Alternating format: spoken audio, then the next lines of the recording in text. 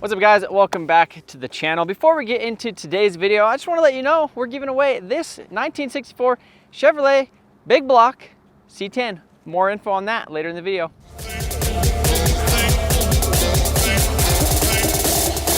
We make the strings.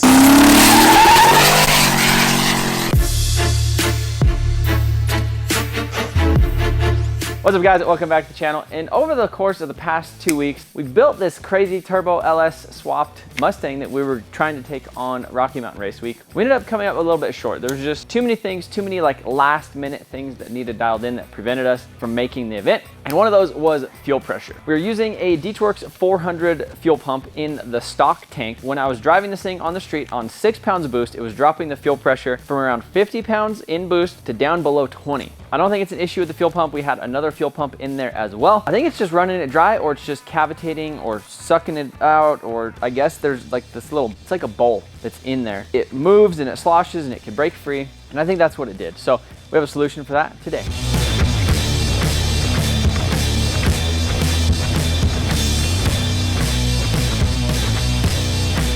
So that leads us to the solution. So one of my favorite sponsors, well, honestly, all of my sponsors are awesome and they've been supporting me for years. Pretty much everybody who's been working with me on this build, Holley, Garrett, BC Racing, Ditchworks has all worked with me on previous builds, but Ditchworks is super awesome. One of the things that we're gonna be doing is installing this DW 3.5 liter surge tank. So essentially what this does, as you can see, it has 3 ports here on the top, and it has 2 ports right here where these fuel pumps essentially go. So we'll go ahead and put this hanger in here. We'll stick this fuel pump on it. Basically, Sean is putting together the puzzle. Yeah, I'm gonna do all the, I'm gonna put the puzzle together, buddy. I really hope this fixes our fueling issue, fuel pressure issue. If you guys are interested in your own Ditchworks puzzle, head over to the links in the description, MotionAutoPerformance.com, or on their website. This thing's gonna have 3 fuel pumps in it. So it's gonna have 1 fuel pump in the tank feeding this thing, so it fills this tank up with fuel, and then it's gonna have 2 fuel pumps in this tank that are gonna be fully submerged in fuel at all times. They're not gonna lose fuel pressure. We're gonna have the return from the fuel rail, so all of the fuel that's coming from the engine is going back into this tank, so that way it keeps it full. Fuel pump in the tank is filling it up, and then there's gonna be a line that goes to the return. Once this thing is full, it has to go somewhere, as it goes back into the tank. We're gonna be staging these pumps, so we're gonna have 1 pump on all the time with the pump in the tank, and then we're gonna have the secondary pump that comes on when we hit like 2 pounds of boost or something like that. So we're planning on pushing this thing pretty hard. Yeah, what's the plan with it? I mean, I was looking last night. So initially I thought it would be cool to do like chase the stock bottom end record, but as of right now, like on a 4.8, somebody has went, I think it's 780. That's moving. At 170 some miles an hour. Yeah, that's moving. In a notchback Mustang, which is set up way better than ours as far as like, it was like a good drag car, and then they added power with a stock 4.8. Also their 4.8 was a Gen 4. So ours is a Gen 3.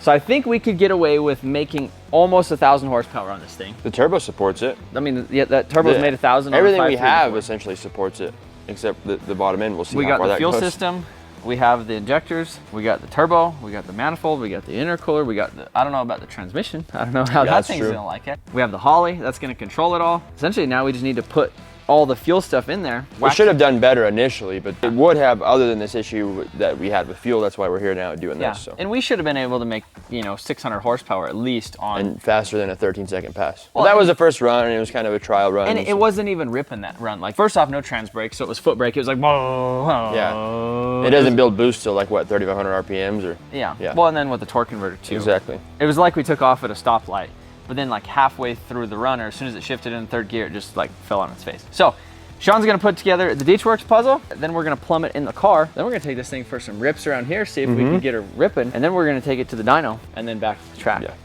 That's the goal. I would like to be able to run at least 9. A 9, how it is. People have made 1,540 horsepower. On a stock 1,540 on a stock Gen 4 6-liter, which guess what? The landlord. Oh yeah, he has one. Has one of them down there out of a, I think it was a 2014 freaking like Escalade or something like that. Whatever it was. It's a 6-liter, big dog. This clip is a little bit long, but we're gonna install this fuel pump. Fuel pumps.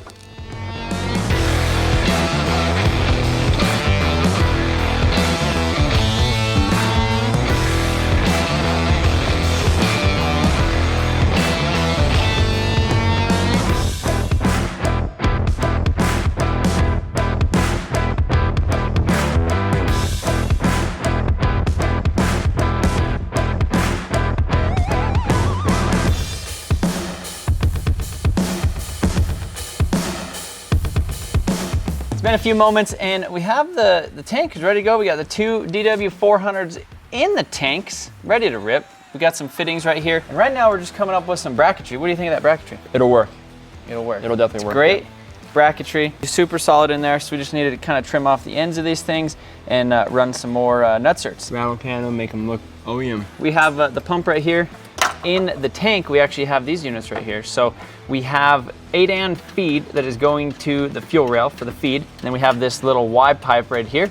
And so we're gonna come off of this with two of the two fuel pumps up here. So one fuel pump, two fuel pumps, and then we will have the return. I need to get another fitting. We kind of ran out of the 6AN line because technically the lines that we made were the perfect length from up there to the tank, like right here, for this setup, because we didn't think that we were going to be putting in the surge tank so soon. What we need to do is actually extend them. So right now I just have this little 6AN union thing that I made, and then this actually acts as our union. So we'll just have that thing right here, feed, return, ready to rip. I got my custom bracketry. Clean these guys up and we'll be good to go.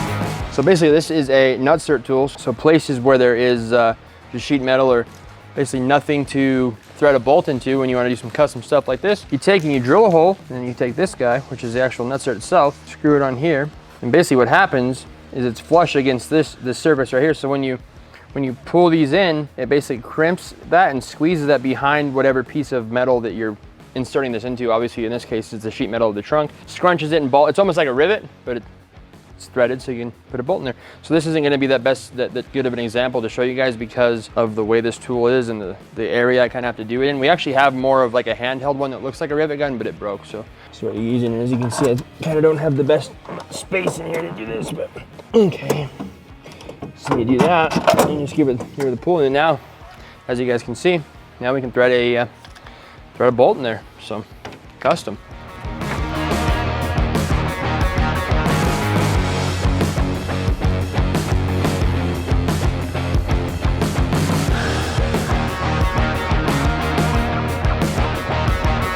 All right, boys, so it is mounted in there. It's got some nuts and bolts in it. It's actually it's better than I thought it would be. A little bit better than Sean. Like I pulled out that strap with the bolts in it. I hate when you use that stuff. But it just works so good. It's easy to bend. Yeah, but like a lot of time it just looks like hell. This honestly doesn't look bad with the way that we kind of ended up doing it and spraying and stuff, but.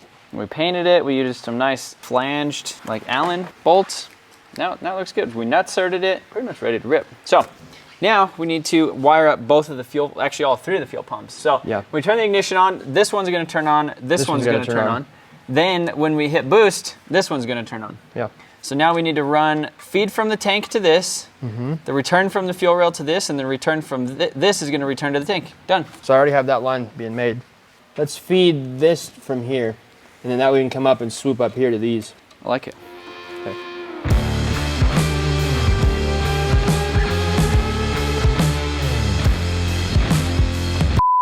So like I said at the beginning of this video, we're giving you the chance to take home this 1964 Chevrolet C10.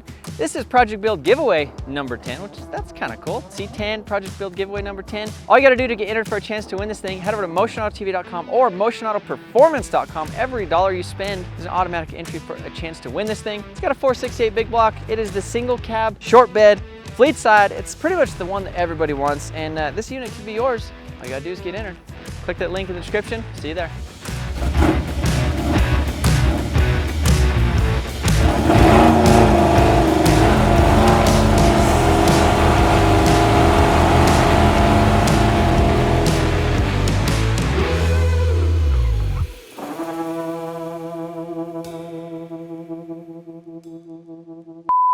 So Sean got this complete fuel system all hooked up in the tank. So the feed from the tank filling this thing up. We have the return from this thing going into the tank, but we have the return from the fuel rail actually filling this thing up too. We have this pump on basically all the time when it's running. We have one pump on all the time when it's running. And then we have the secondary pump staged when we hit like 2 pounds of boost. We have all that stuff set up in the Holley already. So we're gonna go ahead and key this thing on, see what these things sound like.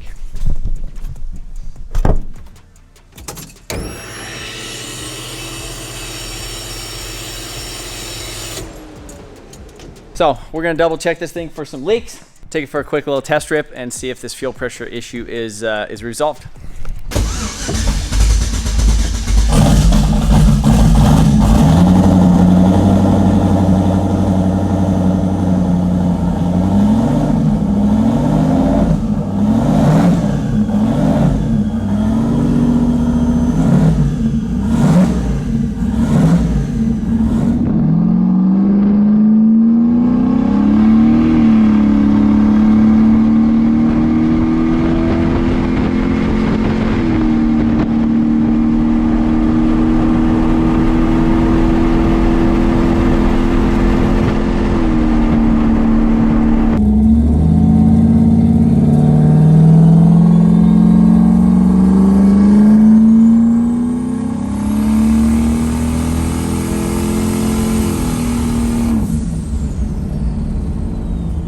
So now that we're back from our quick little test drive in this thing, and it is holding a solid fuel pressure. Second pump is turning on. We're running like 6 pounds of boost, 7 pounds of boost. Our base pressure is 43 pounds. The DeechWorks regulator is a 1-to-1 regulator, which means that it adds 1 pound of fuel pressure for every 1 pound of boost pressure that is in the intake manifold. And that's because it has to overcome what is in the intake manifold. Obviously, we're adding boost. So if there's an extra pound or an extra 20 pounds in there, technically you have 40 pounds of fuel pressure trying to fight the extra pounds to get into the intake manifold, you know? So that's why if you have 20 pounds in there, you want a base fuel pressure of 43, it adds an extra 20 pounds of fuel pressure on top of it. So that way it has 60 pounds of fuel pressure to compensate to actually get itself into the intake manifold. So it's all working good. Everything was logging good on the Holley with the electronic fuel pressure sensor. So pretty stoked on that. Like I said, we're on 7 pounds of boost. Sean, what do you think of it?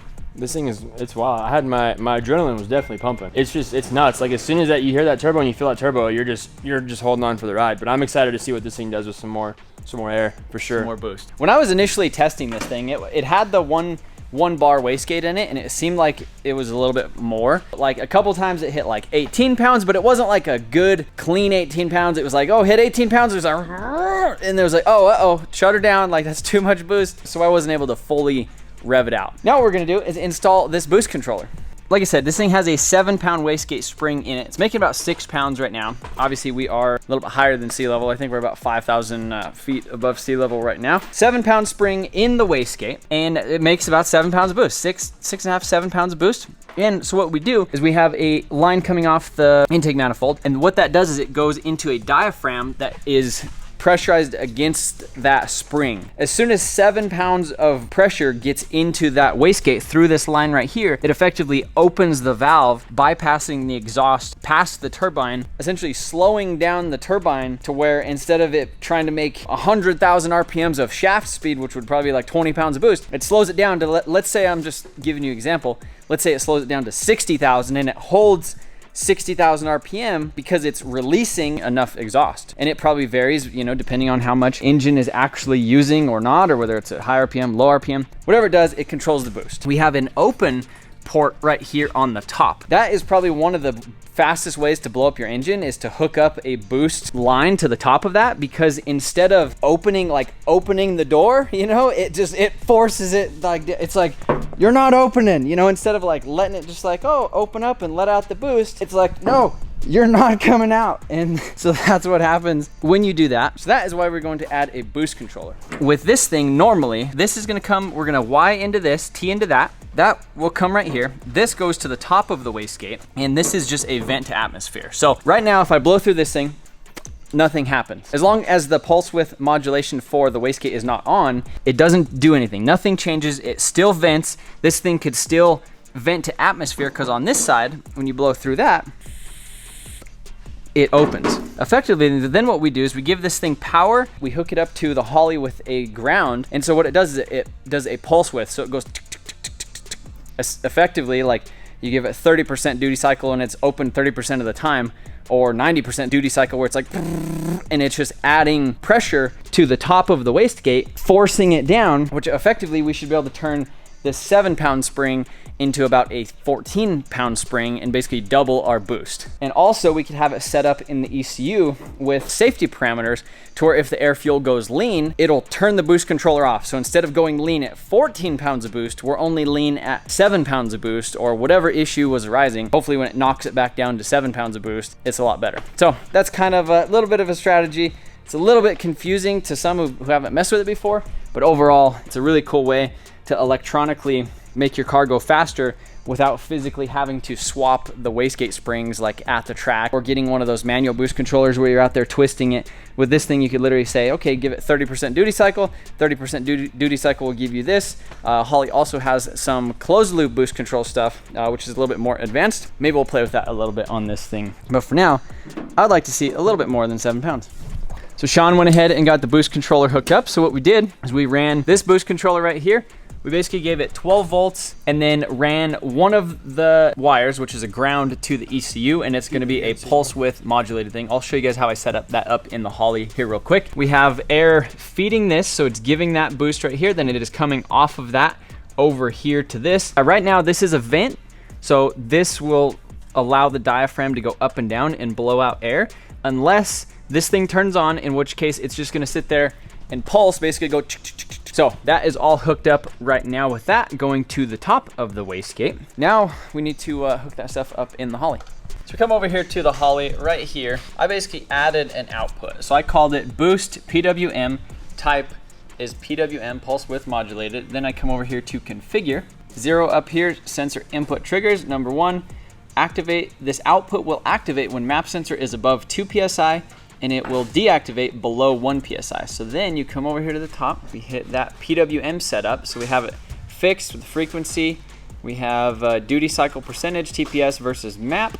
And you can see right here, this is our throttle percent, that's our map. So it's not doing anything down here anyhow, because it's not even gonna turn on until 2 pounds, but we're giving it 15% duty cycle. What that will do is our base spring is 6% or 6 pounds or 7 pounds, and we're gonna add 15% duty cycle to the top of the gate, whatever that gives us. Maybe it'll give us 2 pounds, maybe it'll give us 3. Effectively, what we do is we go make a hit on 15% duty cycle. We say, okay, that raised it 2 pounds of boost. So instead of 7, we're at 9.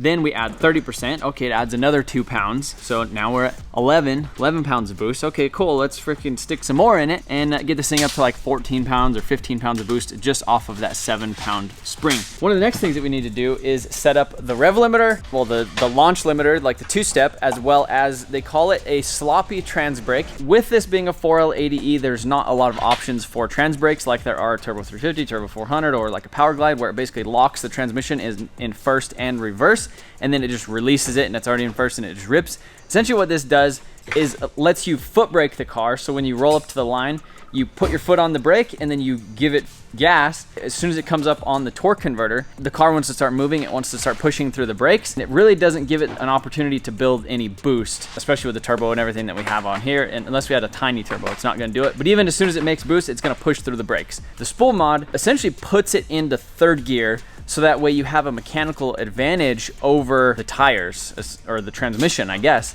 So that the torque converter, we have a 3500 stall in this thing. We could bring it up close to 3500 in 3rd gear on the 2-step going, and then when we release this button, it will downshift from 3rd to 1st, and then we'll rip. And then we'll actually leave the line on some boost. And it's kind of a, that's why they call it the sloppy spool mod, is because that's exactly what you do. So shout out to Sloppy Mechanics for helping me with some videos on his channel for setting up the boost controller. He's done a lot of stuff with Holley, as well as A21 Bravo. He has basically it used to be a triple turbo Ford Ranger with an LS. Now it was twin turbo. Now he's doing another crazy build on it. But he does a lot of informational videos with Holley as well. So shout out to him. If you guys are interested in those things, I'll put those links in the description. I'm gonna show you guys how we have this thing wired up now.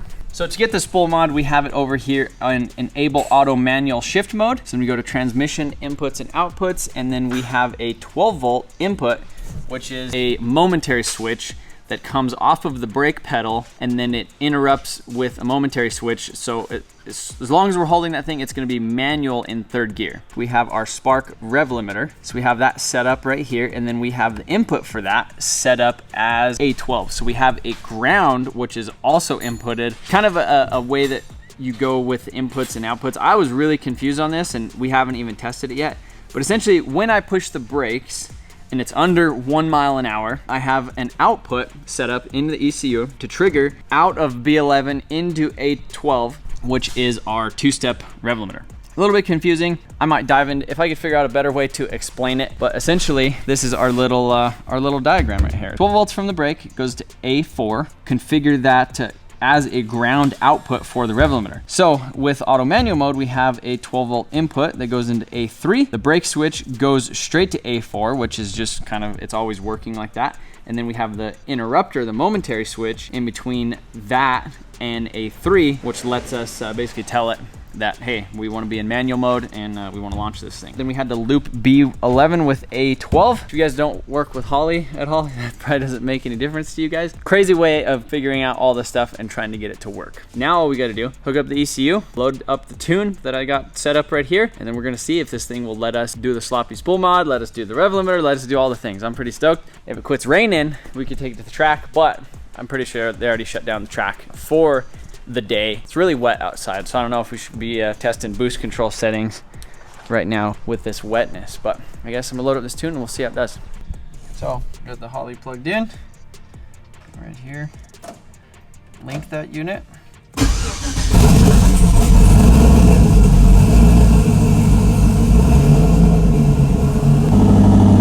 right, boys, so we're gonna test this thing. We're gonna test out the little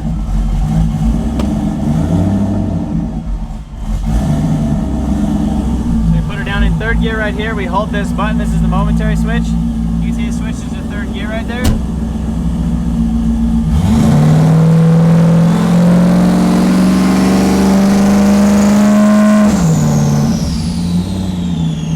Beautiful.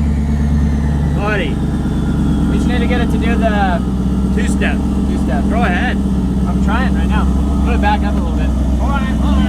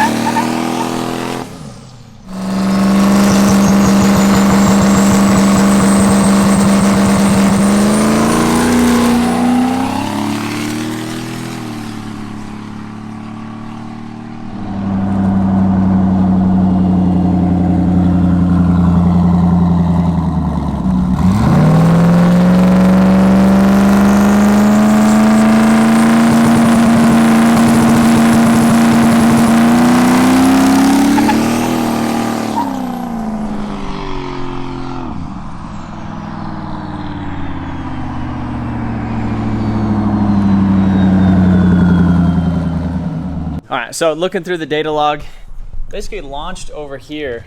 So we launched at 6 pounds of boost, and you can see we're at 53 PSI of fuel pressure, which is pretty good, yeah, right? Compared to the issues you had before. Yeah. Now we got 13 fuel pumps, so we should be good.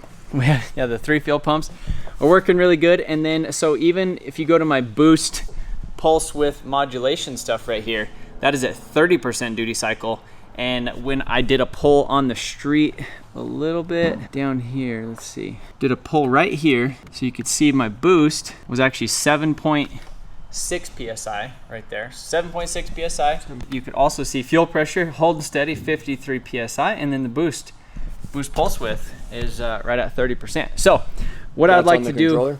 Yeah, that's the boost controller. So everything seems to be working good. Target air fuel is like pretty much right on. So you almost need to put a bigger spring in the wastegate, and then the only reason that I took the 1 bar spring out of it was because I was chasing, like it was going so lean. Now we got the fuel pumps. Now we're ready to rip. So now we need to put a bigger spring. Because then that boost controller will control it based off the spring size. Then that makes sense. Okay. Oh yeah. Looking at it, I think I was letting off of the. There's for sure a delay. The momentary switch. Almost like a 1 second delay to where like when you let off of the switch for the brake, and then between when it shifts to first. So the transmission got a little bit hot, so I came in and let her cool down. We're gonna test it out one more time and see how it does.